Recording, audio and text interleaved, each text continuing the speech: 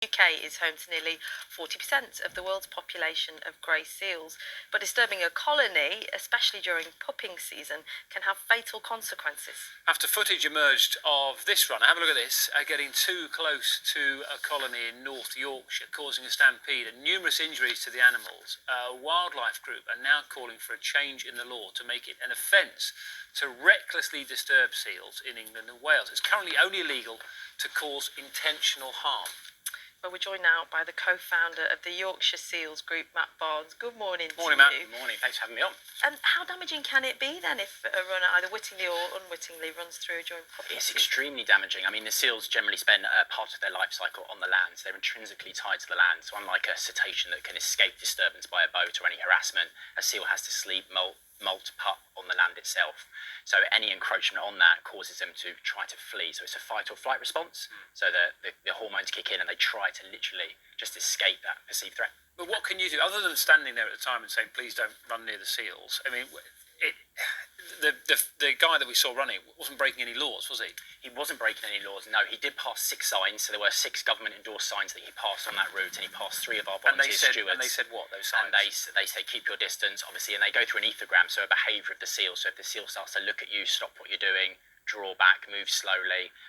What we ask people to do is just make a small concession. So on the coastline there, he was given an alternative path 50 metres to the left, but he obviously So he passed didn't take that. 3 human beings who said, look, what you're doing is damaging to this colony, please don't, and he carried on. He carried on. He was actually very verbally abusive to the stewards and said he wanted to carry on doing what he was doing and carried on with his activity. It's always a minority of people that sort of put their pursuits before the seals. We just ask people to have a bit more empathy, think about the surroundings. We're all part of the coastline.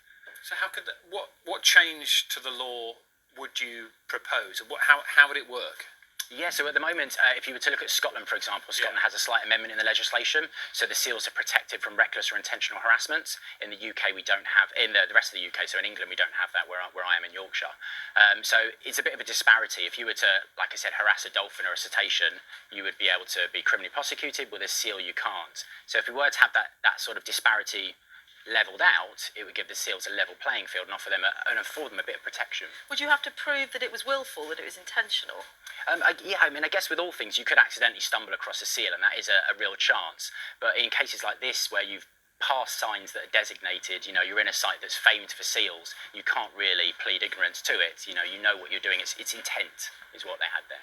And I didn't realise that for seals at that point, it says every calorie counts. They literally have to be where they are. They have to be rested. They do. In order for reproduction. Yeah, it's really, really difficult. Every calorie counts for the seal. So basically you just get a calorie deficiency. So what happens is they're constantly doing this gym session. They're moving away from this perceived threat and they're burning all their calories, going off the rocky substrate to the sea, coming back to shore again. And they're just ending up very, very skinny and malnourished. And then ultimately they might need intervention further down the line. So we're trying to reduce that mortality rate. Do you think that one of the reasons is ignorance? I know that with this individual, you spoke to them and they obviously just ignored what you were being told, but there is more generally a lack of understanding around how our behaviour can affect seals. Yeah, I think as an island nation, we sometimes come a bit disconnected from the sea, so we might know more about terrestrial animals. So if you were perhaps in your garden and maybe a hedgehog curled into a ball, you would know that's a defensive reaction from the hedgehog.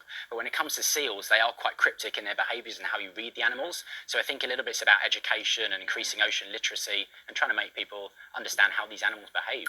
So I would never have known, I'll be honest. You do now, though. I do know now. Yes. So, finally, what would you say to people who are out on coastal walks or thinking of going for a recreational jog and there are seals around? Yeah, we're not trying to police the coastline. We want everyone to sort of celebrate our wildlife.